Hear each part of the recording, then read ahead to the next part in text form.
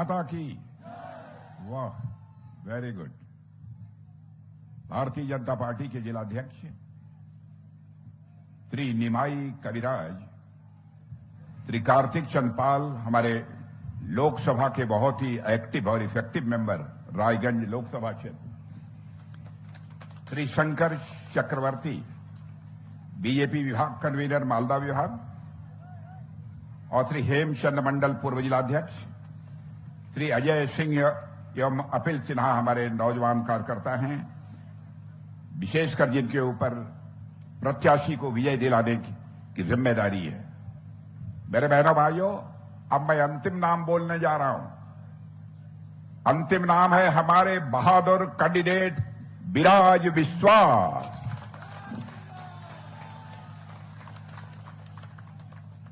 बहनों भाइयों, यहां पर भाषण करने के लिए मैं पहली बार आया हूं, लेकिन फिर भी इतनी बड़ी संख्या में आप सब यहां पर मौजूद हैं, इसलिए सबसे पहले सबार आगे आमी बांग्लार माटी के एवं बांग्लार मानुष के अमर प्रणाम जानाई।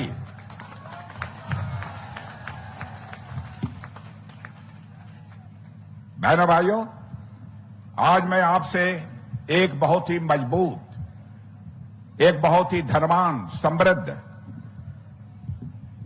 बंगाल के निर्माण की अपील करने के लिए यहां पर आया हूं। आपको यह मैं कहने आया हूं, एक बार भारतीय जनता पार्टी की सरकार बदल दीजिए, टीएमसी को एक बार यहां पर टीएमसी की सरकार बदल दीजिए, भारतीय जनता पार्टी की सरकार बना दीजिए। बहनों भाइयों, किसी की हिम्मत नहीं होगी कि आपके ऊपर कोई हाथ उठा सके और आपके साथ कोई जुल्म और अत्याचार कर सके। और यह काम यदि आप कर सकते हैं, यह काम आप अपने वोट के माध्यम से ही कर सकते हैं लोकतांत्रिक व्यवस्था में। पश्चिमी बंगाल के आज हालात ऐसे हो गए हैं कि आम जनता को न्याय के लिए बराबर तरसना पड़ता है। उत्तर दिनाजपुर की कई घटनाएं इसकी सबसे बड़ी उदाहरण है। कुछ साल पहले यहां 2 नौजवानों को केवल इसलिए मार दिया गया क्योंकि वह अपने स्कूल में कह रहे थे कि साइंस टीचर की नियुक्ति होनी चाहिए। 2023 में एक मासूम लड़की के साथ बदतमीजी हुई और उसकी हत्या कर दी गई।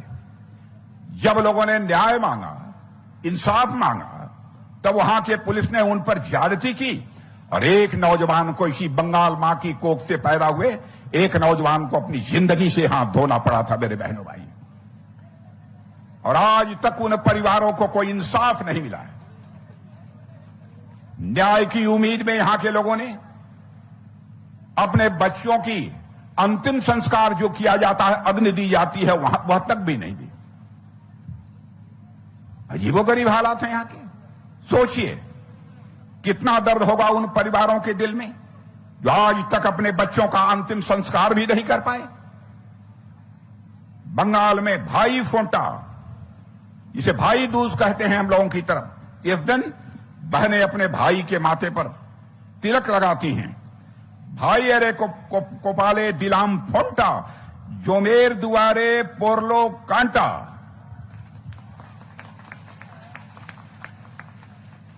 ताकि यमराज को कहती हैं, हमने जो ये तिलक लगाया है, यमराज हमारे भाई को छू नहीं सकता है। यह माताएं और बहनें दुआ करती हैं, यह मांग करती हैं। लेकिन बंगाल के जिन लोगों ने ममता जी को ममता दीदी कहकर पुकारा, ममता जी ने उनमें से बहुत सारे लोगों को यमराज के हवाले कर दिया। ममता दीदी, मैं आपसे पूछना चाहता हूं, क्या अपराध किया था हमारे बंगाल के लोगों ने? ऐसा जुल्म आपने क्यों किया?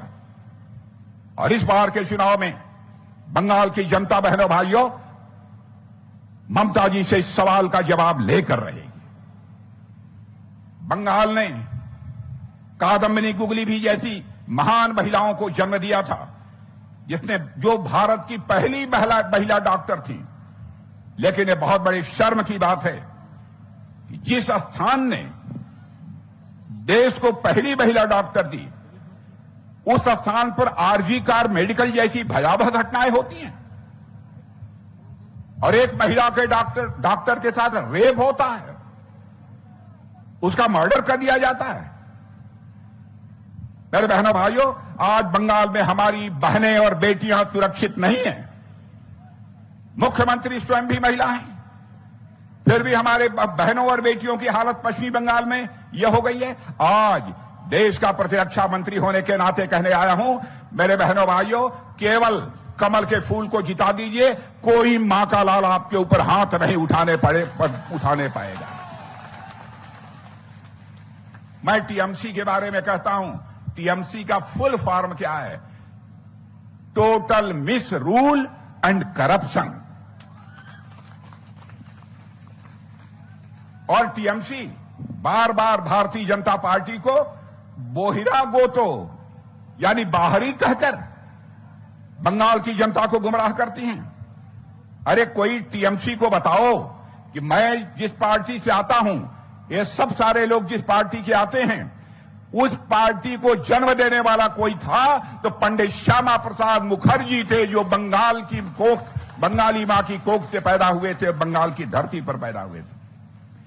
और तो और जब 1952 में 1952 में जब चुनाव हुआ था, सारे देश में 3 मेंबर ऑफ पार्लियामेंट चुने गए थे, तो 2 मेंबर ऑफ पार्लियामेंट हमारी पार्टी के यदि कहीं से जीते थे तो वेस्ट बंगाल से जीते थे। मेरे बहनों भाइयों, और वह पार्टी कैसे बाहरी पार्टी हो गई है।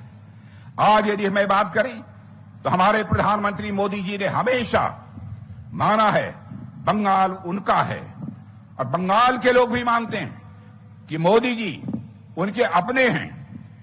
और पहली बार बंगाली भाषा को क्लासिकल लैंग्वेज का दर्जा देने का काम किया तो हमारे प्रधानमंत्री ने किया है। मेरे बहनों भाइयों, और बंगाल के गौरव जो भारत के राष्ट्रपति रह चुके हैं आदरणीय प्रणब मुखर्जी जी, उनको भी भारत रत्न से सम्मानित यदि किया है तो हमारे मोदी जी की सरकार ने ही किया है। यह भी ममता जी को समझना चाहिए। मेरे बहनों भाइयों, बंकिम चंद्र जी की विरासत से फिर से लोगों के सामने लाने का काम यदि किसी ने किया है तो हमारी सरकार ने किया है, हमारी पार्टी ने किया है। और मैं बतलाना चाहता हूं, बंकिम चंद्र जी का जो यह वंदे मातरम था, इस पर 150 वर्ष पूरा होने पर पहली बार संसद के इतिहास में चर्चा हुई थी, और उस चर्चा की शुरुआत मैंने किया था। मेरे बहनों भाइयों, और हम लोगों का संकल्प है उनके सम्मान में, इसी बंगाल की धरती पर बंकिम बाबू के सम्मान में हम लोग म्यूजियम बनवाएंगे। मोदी जी ने भारत और बंगाल के गौरव सुभाष चंद्र बोस जी के सम्मान में 8 साल पहले ही अंडमान निकोबार के रास आइलैंड का नाम बदलकर नेताजी सुभाष चंद्र बोस किया था। ममता जी, आपको बतलाना चाहता हूं, जिन लोगों का मैं नाम ले रहा हूं, सारे के सारे लोग बंगाल की धरती पर पैदा हुए थे और बंगाली माता की कोख से पैदा हुए थे। कैसे आप भारतीय जनता पार्टी को बाहरी कह सकती हैं? इस साल मैं बतलाना चाहता हूं कितना सम्मान हमारी पार्टी, हमारे प्रधानमंत्री का इस बंगाल के प्रति है। 11 लोगों को हमारी सरकार ने पद्मश्री दिया है। पिछले साल भी बंगाल के 9 लोगों को सर्वाधिक सम्मानित किया गया है, तो बंगाल के लोगों को सम्मानित किया गया है। 2024 में 3 पद्म भूषण का सम्मान बंगाल के लोगों को दिए गए थे मेरे बहनों भाइयों, और 8 पद्मश्री यहां के लोगों को दिए थे। फिर भी भारतीय जनता पार्टी बाहरी हो गई, आप अंदर की हो गई। कितने लोगों को आपने सम्मान दिया है?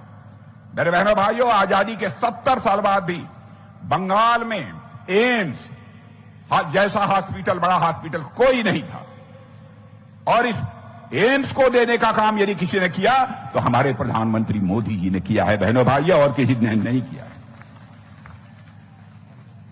फिर भी ममता दीदी बराबर भारतीय जनता पार्टी को कहती हैं कि बाहर की पार्टी है। बहनों भाइयों, ममता जी को बंगाल के श्यामा प्रसाद मुखर्जी द्वारा बनाई गई पार्टी बाहरी लगती है, और यहां के बांग्लादेशी घुसपैठिए ममता जी को अपने सगे लगते हैं, अपने घर के लगते हैं। बहनों भाइयों, इस बार 2 टूक जवाब ममता जी को आपको देना है, और मैं बतलाना चाहता हूं तृणमूल कांग्रेस ने सिर्फ वोट बैंक की राजनीति की है। कभी भी यहां के सांस्कृतिक गौरव को जो सम्मान देना चाहिए उन्होंने सम्मान नहीं दिया है।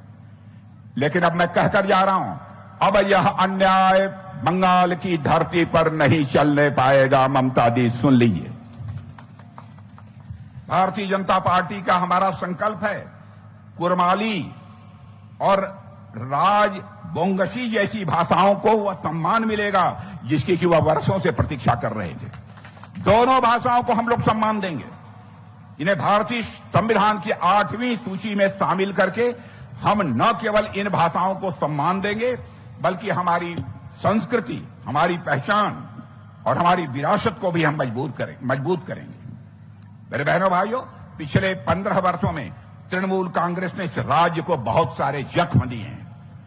इस राज्य को तृणमूल कांग्रेस ने बहुत घाव दिए हैं, बहुत दर्द दिया है।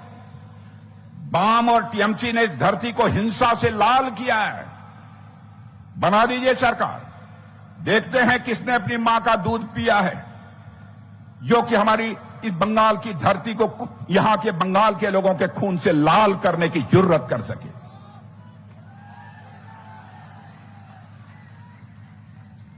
यहां की जनता को उन्होंने बेहाल किया है, यहां के लोगों को कंगाल किया है।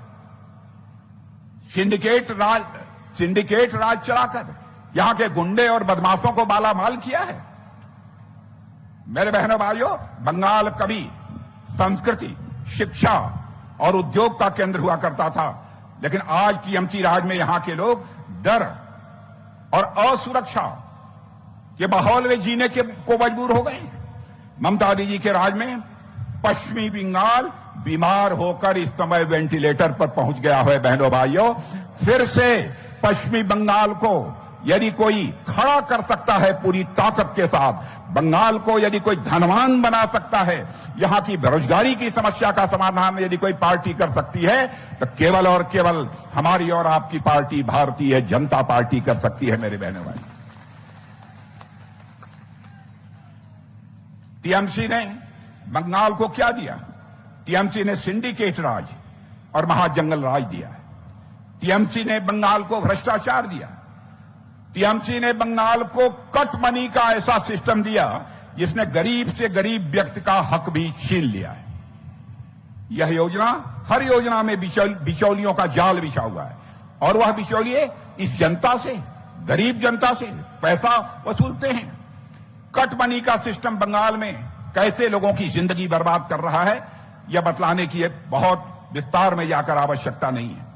आपको रिंकू प्रमाणिक की कहानी मालूम होगी, उससे आप अच्छी तरह समझ सकते हैं।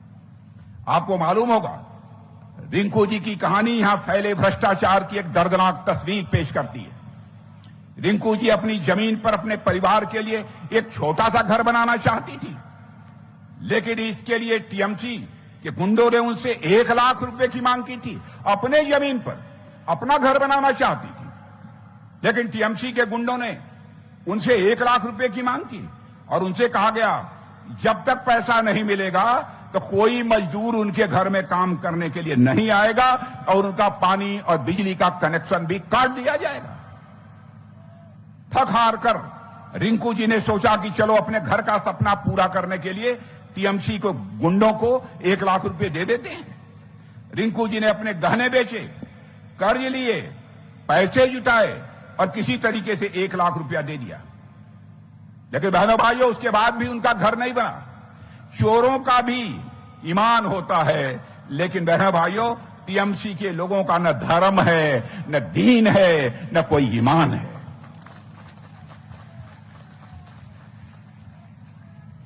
और बराबर मैं यहां के मुस्लिम भाइयों से भी कहना चाहता हूं, यहां के मुस्लिम भाइयों से भी कहना चाहता हूं, बराबर हिंदू और मुसलमान के बीच नफरत पैदा करके इन्होंने मुस्लिम समाज का समर्थन हासिल किया है।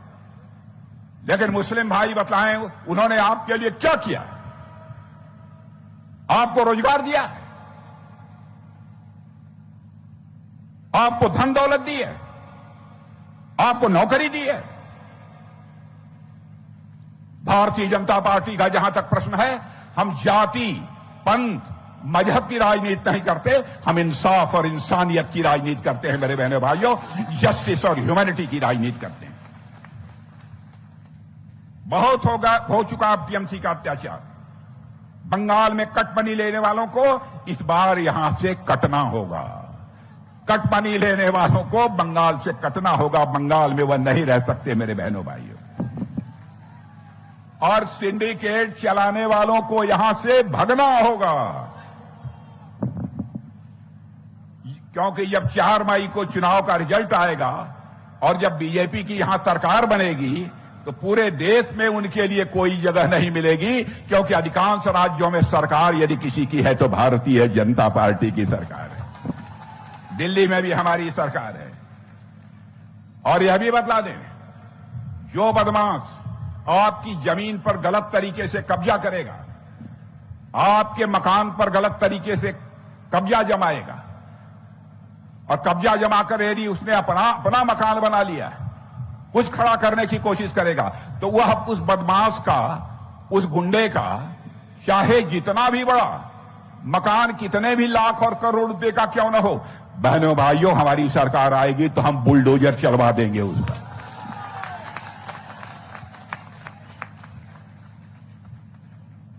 इसीलिए मैं कहना चाहता हूं, बंगाल में कटमनी लेने वालों को इस बार यहां से कटना होगा।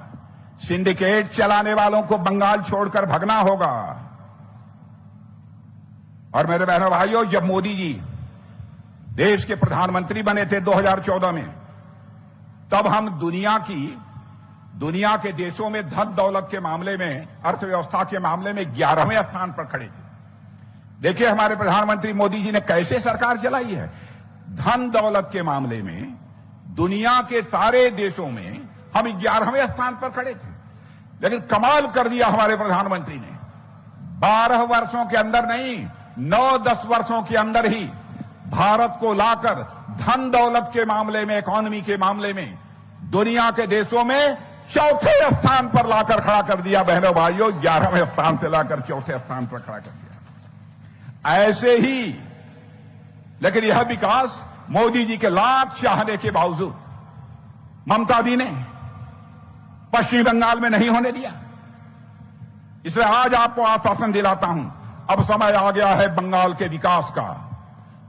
अब समय आ गया है बंगाल के बेरोजगार नौजवानों के हाथों को रोजगार देने का।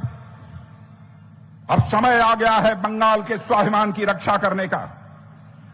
और जो आपका खोया हुआ गौरव है, उसको यदि कोई वापस दिला सकता है तो केवल और केवल भारतीय जनता पार्टी ही खोया हुआ आपका गौरव वापस दिला सकती है। क्योंकि हमारी यहां भी सरकार होगी, यदि भारतीय जनता पार्टी की सरकार बन जाएगी। केंद्र में हमारी मोदी जी के नेतृत्व में सरकार है ही, डबल इंजन की सरकार। मेरे बहनों भाइयों, आपको 5 साल में एहसास करा देंगे विकास किसे कहते हैं, विकास कैसे होता है, बेरोजगारी की समस्या का समाधान कैसे होता है, करके दिखा देंगे। यदि नहीं दिखाएंगे, सुन लीजिए, अभी ताली मत बजाइए, ताली बाद में बजाइएगा, सुन लीजिए मेरी बात। यदि हमने 5 साल में करके नहीं दिखाया तो बहनों भाइयों, फिर भारतीय जनता पार्टी को कभी मौका मत देना। यह भी मैं कहने के लिए आया हूं। टीएमसी नाम ही ऐसा है, टोटल मिसरूल एंड करप्शन। टीएमसी ने बंगाल को बर्बादी के कगार पर पहुंचाया है, लेकिन बंगाल को फिर से हम आबाद करेंगे। और टीएमसी के इस राक्षस राज से हम आपको मुक्ति दिलाएंगे मेरे बहनों भाइयों। हम लोग 1 करोड़ नए रोजगार के और स्वरोजगार के अवसर यहां पैदा करेंगे। और हम हर उस नौजवान को, ध्यान से सुनना, हम हर उस नौजवान को जिसके पास नौकरी नहीं है, हर महीने 3,000 रुपया देंगे। हर महीने 3,000 रुपया देंगे। और भारतीय जनता पार्टी की सरकार बनने के बाद हम दिसंबर 2026, या भी अप्रैल चल रहा है, मई में चुनाव हो जाएगा, जून से लेकर दिसंबर तक 7 महीने में हम यहां पर सरकारी विभागों में जो खाली पद अभी तक पड़े हुए हैं, पूरी पारदर्शिता के साथ और मेरिट के आधार पर उसे भर देंगे, नौजवानों को रोजगार दे देंगे मेरे बहनों भाई। और यह नौकरियां और किसी को नहीं मिलेंगी। जो बंगाल के रहने वाले हैं, बंगाली हैं, उन्हीं को मिलेगी, लेकिन बांग्लादेशी घुसपैठियों को नहीं मिलेगी। मेरे बहनों भाइयों, बांग्लादेशी घुसपैठियों को नहीं। सरकार बना दीजिए, देखते हैं कैसे कोई अवैध घुसपैठिया बंगाल की सीमा में प्रवेश कर पाता है। और जो अवैध घुसपैठिए हैं उन्हें बाहर जाना पड़ेगा। क्या दुनिया का कोई देश कोई गलत तरीके से आकर बच जाए, उसको स्वीकार करेगा? बहनों भाइयों, हम बंगाल को एक ऐसी आर्थिक ताकत बढ़ाना चाहते हैं जहां पर कि बड़े बड़े उद्योग भी हों, रोजगार भी हों। ऐसा हम बंगाल बनाना चाहते हैं। बंगाल को हम कंगाल बंगाल नहीं रहने देंगे, हम बंगाल को धनवान बंगाल बनाकर रहेंगे। कैसे भारतीय जनता पार्टी सरकार चलाती है मैं आपको बतलाना चाहता हूं। मेरी बात पर विश्वास न होता आप चले जाइए। आपके पड़ोस में ही असम है। हमने वहां चाय बागान में काम करने वाले लोगों को एक वादा किया था हमारी सरकार बन जाएगी तो हम आपको जो आपकी जमीन है वह देने का काम करेंगे। और बहनों भाइयों, जाकर पता लगा लीजिए, सरकार बन गई और चाय बागानों में काम करने वाले लोगों को हमने जमीन देने का काम पूरा कर दिया, उन्हें सम्मान देने का काम किया है। और वो जो चाय पैदा करते हैं उसको सारे विश्व में हम लोगों ने सम्मान दिलाया है। अब हमारा संकल्प है कि जब बंगाल के पुराने चाय बागानों को हम पुनर्जीवित करेंगे और छोटे जो यहां के चाय उत्पादक हैं उनको हम बाजार से जोड़ने का काम करेंगे। दार्जिलिंग की चाय को विश्व स्तर पर मजबूत पहचान दिलाएगी हमारी भारतीय जनता पार्टी की सरकार।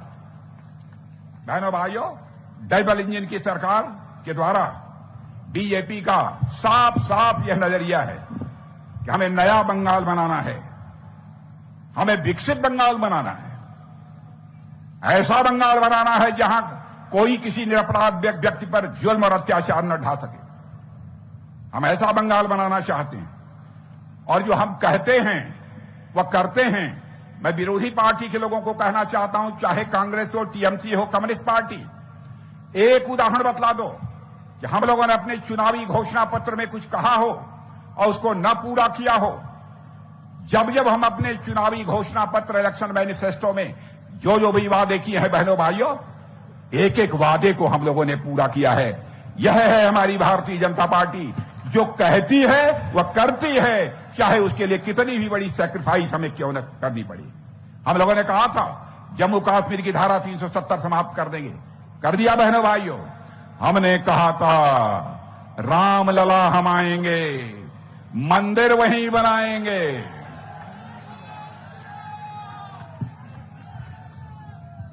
और रामलला ने हम लोगों को ला दिया और वहां पर मंदिर, बहनों भाइयों, अयोध्या में हम लोगों ने बनवा दिया। और मैं देखता हूं यहां पर माताएं बहनें बहुत बैठी हैं।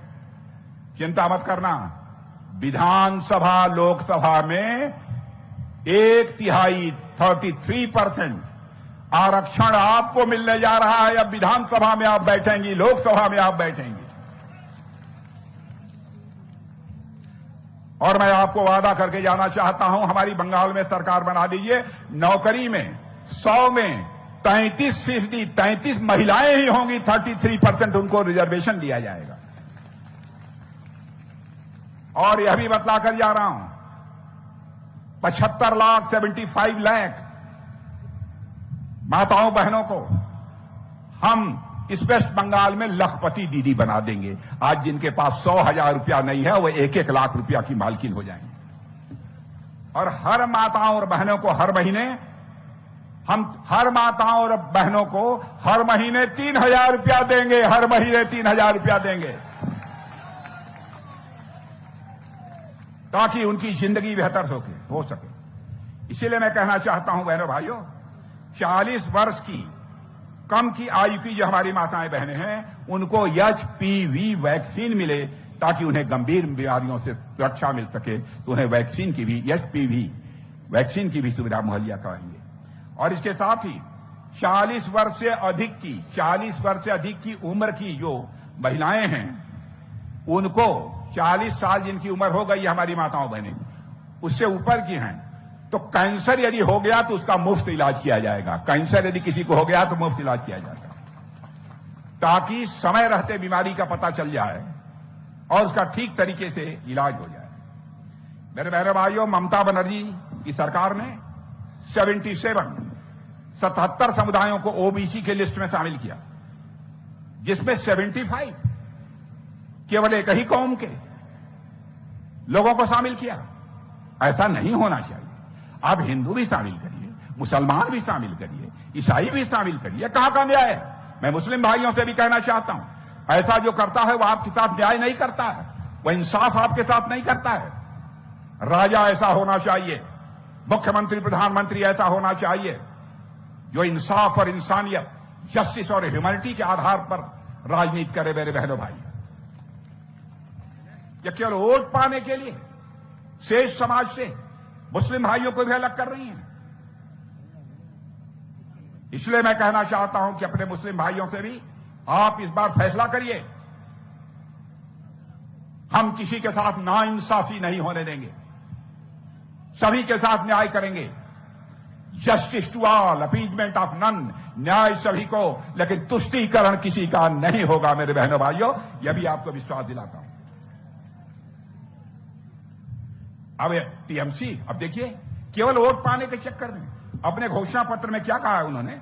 पश्चिमी बंगाल में अल्पसंख्यक बाहुल्य क्षेत्रों में इंफ्रास्ट्रक्चर का विकास सबसे ज्यादा हुआ है।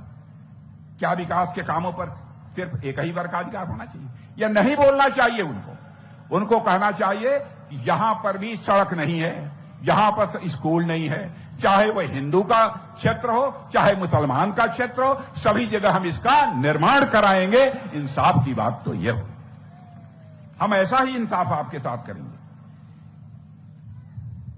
और मैं कहना चाहता हूं मेरे बहनों भाइयों, ममता दीदी बंगाल में कब्रिस्तान डेवलप करने के लिए तो कहती हैं, लेकिन बहनों भाइयों, बिल्कुल यह सच बात है।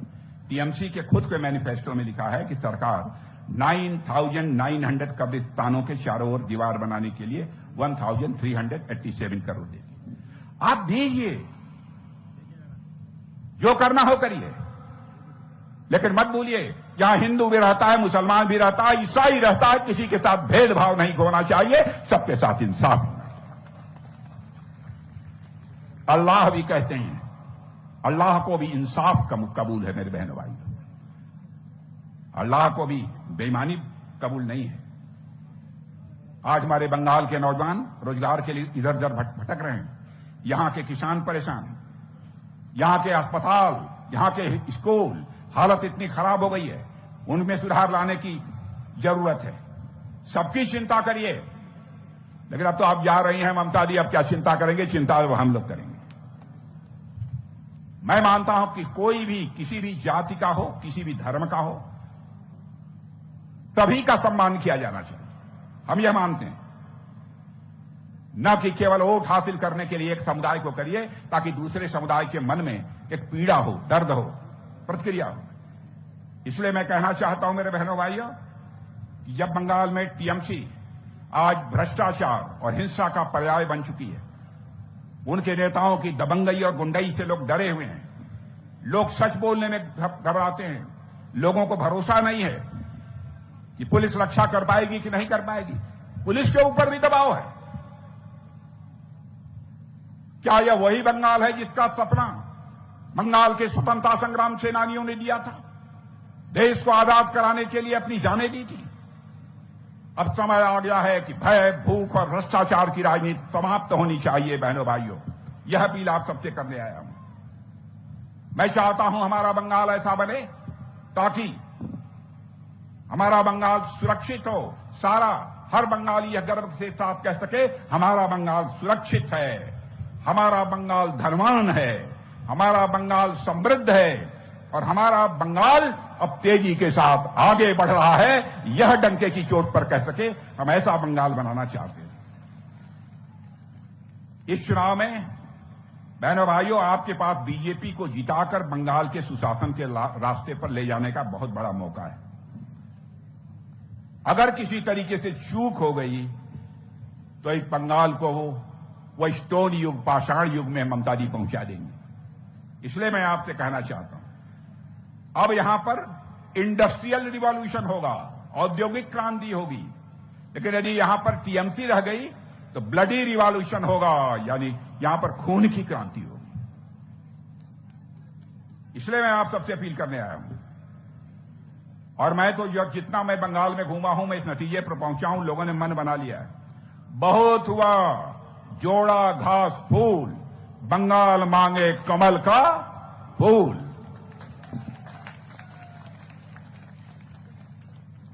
मेरे भाइयों, लंबे समय तक कम्युनिस्टों को आपने देखा है यहां पर, 15 साल से लगातार आप टीएमसी को देख रहे हैं।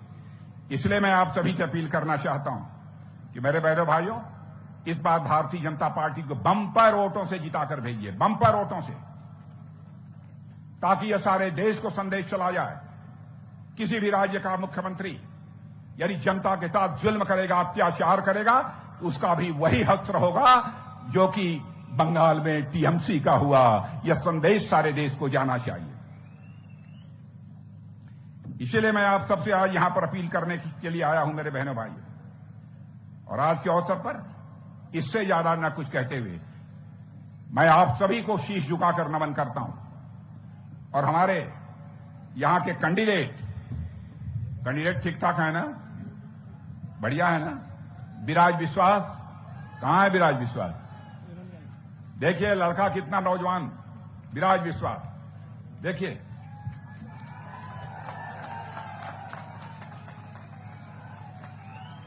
अब देखिए, हमारे कैंडिडेट को भगवान ने देखने लायक भी बनाया है। हमारा कैंडिडेट ऐसा है, मैंने देखा कि थोड़ा सा ही बोला लेकिन बहुत अच्छा बोला।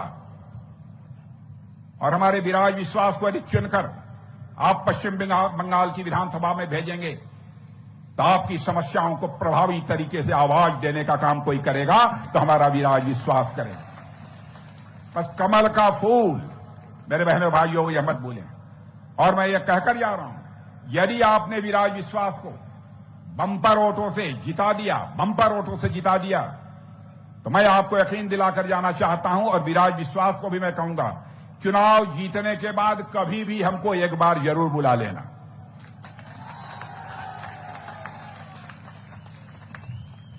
और अगली बार जब मैं आऊंगा बहनों भाइयों विराज विश्वास के जीतने के बाद, तो मैं फूलों का हार पहनकर अपना स्वागत कराने के लिए नहीं आऊंगा, बल्कि एक बार शीश झुकाकर आप सभी का अभिनंदन करने के लिए आऊंगा, आप सभी का स्वागत करने के लिए आऊंगा। आप सबको बहुत बहुत धन्यवाद।